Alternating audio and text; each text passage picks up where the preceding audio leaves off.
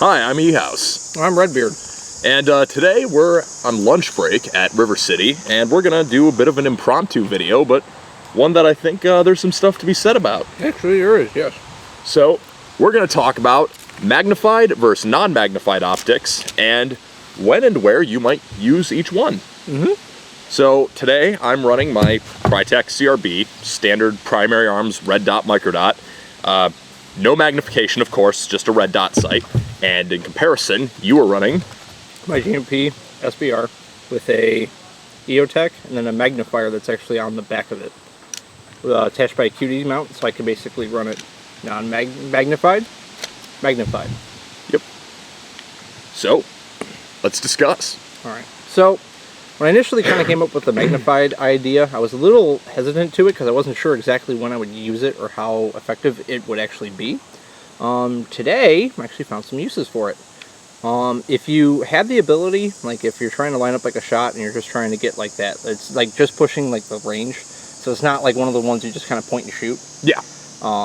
There was one instance where there was a guy on a corner and he poked around and tried to shoot at me. And he went back around, so I actually had it down like this.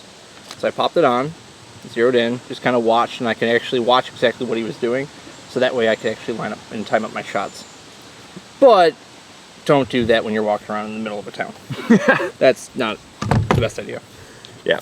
Versus, in comparison with me, this gun is, I mean, it's a Crytek, so most of us know how those shoot pretty. They shoot pretty well. But for my preferences, I generally like to run just a red dot sight, especially here at River City, where the engagement distances can stretch out a little bit. But I prefer having that immediate quick acquisition of a red dot, not having to worry about eye relief or any of that kind of stuff. So when you have a red dot, it becomes that much easier to get right up on your sight really quickly and be able to just put that dot where you want BBs to go and pull the trigger. Yeah. So basically, kind of piggybacking off that, I would suggest if you ever are considering running a magnified optic, have the ability to have a red dot on there. So, pardon me. Here's my DMR. Okay, so it's got an ACOG style.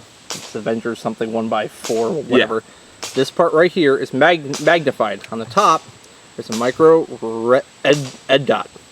So what that allows me to do is I can actually have the magnification and still have a zeroed red dot for those engagements that are closer, pushing right about 100 feet or so, right along the minimum engagement. So let's first establish though. So what is the purpose of a magnified optic for airsoft? Because our engagement distances, you know, we're saying 100 feet, but in terms of real firearm shooting, that's not very far. No. In real firearm, you would need it for probably pushing about the 300, 400 plus, probably pushing out to like the max point range, which would be about 550 meters or so, roughly about 500 something yards.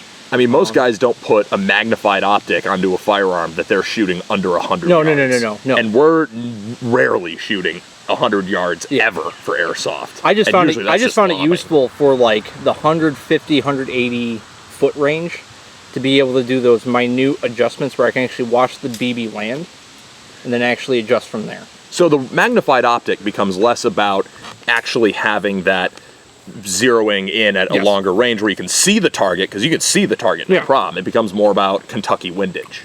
A little bit. Yeah. So a magnified optic is essentially, in airsoft, useful for Kentucky windages and trying to make more minute shots and adjustments. More like Rhode Island windages, because Kentucky's pretty big. Rhode Island's kind of small. That's what I mean by it's small. Just enough where I can kind of see where they're going. Like maybe like, oh, I just got to move like maybe this centimeter over to the left. Or just wait for the wind to blow. Yep. And I can actually watch. So I think that's the big determining factor for whether or not you want to run a red dot or a magnified optic is, do you take a lot of those long range shots where you're going to want to be able to see exactly where the BB's going and be able to make adjustments and track the BB better, or do you want the faster acquisition and just the raw practicality of a red dot? Now, a red dot does make it a little bit harder because you will lose track of a BB over long ranges, especially if you're like me and I play without my glasses because my vision's good enough. So you will lose track of a BB at long ranges. If you want to keep better track of that so you can make better adjustments at long range, that's where a magnified optic makes that easier. But if you're generally just trying to get on target quick and put rounds on target quickly, that's where a red dot comes in. Or even iron sights. I know Steve runs iron sights, and he wrote an article on why he loves them. Yep. It's all about a efforts. Yep. And also magnified optics just look really fucking cool. And this is airsoft, and half the battle is looking cool. Half the battle, 90% of the battle is looking cool. Okay, fair enough. So, I think don't quote me on that one. I stole that from someone. Yeah. I think it was it Dylan Mitri way back in the day. Oh man, yeah, way back in the day. Yeah. I remember that. That was the first day I heard you guys say that, and I was like, oh, okay. Yes. All right, so I think that's really all that needs to be said. Yep. So, hi everybody. I came back from the dead. Yeah, he's been dead and gone, but don't worry, he'll be coming back more later soon. So about 3-4 weeks. Awesome. Yay. So I'm E-House. I'm E-House's homeboy, also known as Redbeard. Peace. Peace.